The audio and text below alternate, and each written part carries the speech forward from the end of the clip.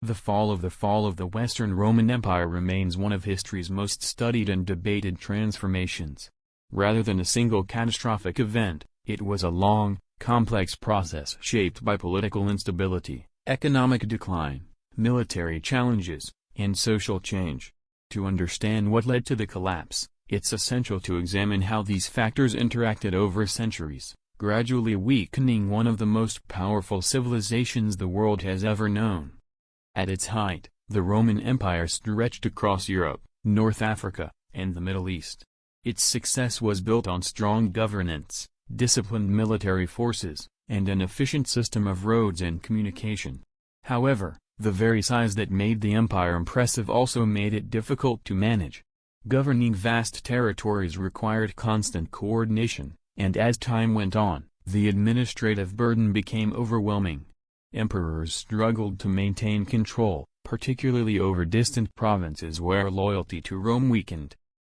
One of the most significant contributors to the empire's decline was political instability.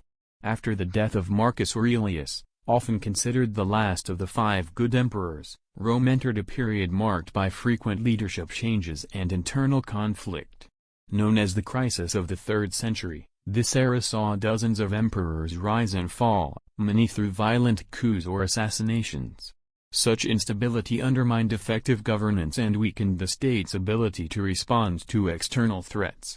Economic troubles also played a critical role. The empire's economy relied heavily on conquest, which brought wealth, slaves, and resources. As expansion slowed and eventually stopped, this influx diminished. At the same time, maintaining the military and bureaucracy required enormous expenditures. To compensate, the government increased taxes and debased its currency, leading to inflation and reduced economic confidence. Trade declined, and local economies became more self-sufficient, weakening the interconnected system that had once supported imperial prosperity. Military issues further accelerated the decline.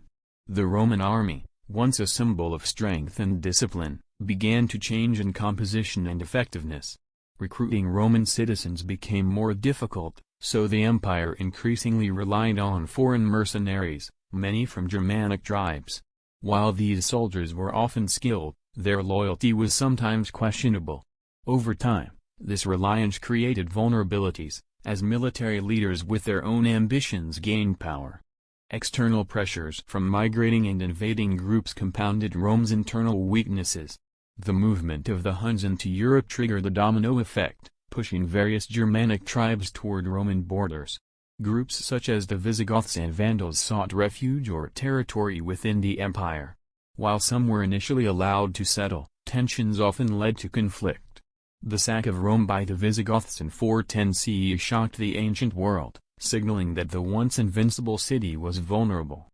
Another major factor was the division of the empire. In 285 CE, Emperor Diocletian split the empire into eastern and western halves to improve administrative efficiency.